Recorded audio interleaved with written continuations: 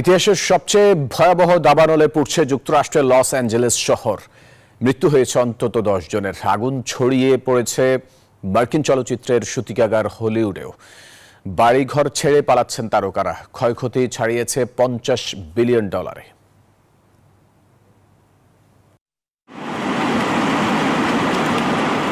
হলিউডের ছোট ছোট ভ্যালিতে সিনেমার শুটিংয়ে কতবারই আগুনের দৃশ্য ধারণ হয়েছে, তবে কে জানতো চলমান দাবানলে এভাবেই পুড়বে শুটিং স্পট আর নায়ক নায়িকাদের বাড়িঘর। বিনোদন জগতের রাজধানী খ্যাত লস অ্যাঞ্জেলস পুড়ছে ভয়াবহ দাবানলে। প্রাণে বাঁচতে এক কাপড়ে বাড়িঘর ছাড়তে হয়েছে অভিনেতা অভিনেত্রীদের। বন্ধ হয়েছে চলতি বছরের অস্কার মনোনয়নের ঘোষণা। সরিয়ে ফেলা হয়েছে লাখো মানুষকে। Basically, the fire started coming from down the mountain. We noticed it moving pretty quickly, so we did start evacuating everybody.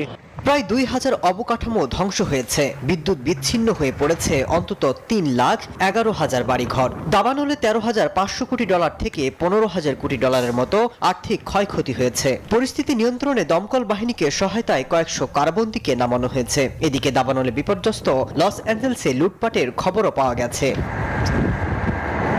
পরিবেশবিদরা বলছেন, জলবায়ু পরিবর্তনের কারণে বেশ কয়েক বছর ধরেই উপত্যকায় বাড়ছে তাপদাহ। মাসুদ রানা, নিউজ 24।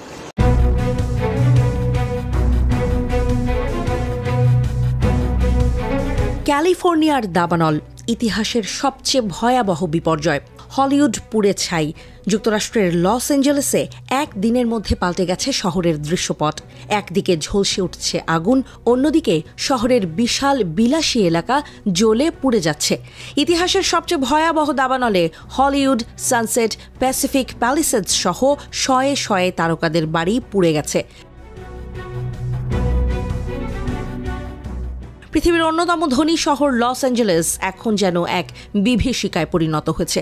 সবচেয়ে বড় আতঙ্কের বিষয়, এখনও আগুন থামানো সম্ভব হয়নি। হাজার হাজার একর জমি পুড়ে গেছে, মারা গেছেন কয়েকজন। লাখ লাখ বাসিন্দাকে শহর ছাড়তে বাধ্য করা হয়েছে। এই দুর্যোগের পেছনে কি শুধু প্রাকৃতিক কারণ, নাকি জলবায়ু পরিবর্তনের আরও গভীর প্রভাব রয়েছে? কর্মকর্তারা বলছেন, আগামী এক সপ্তাহ পর্যন্ত এই আগুন নিয়ন্ত্রণে আসার সম্ভাবনা খুবই কম।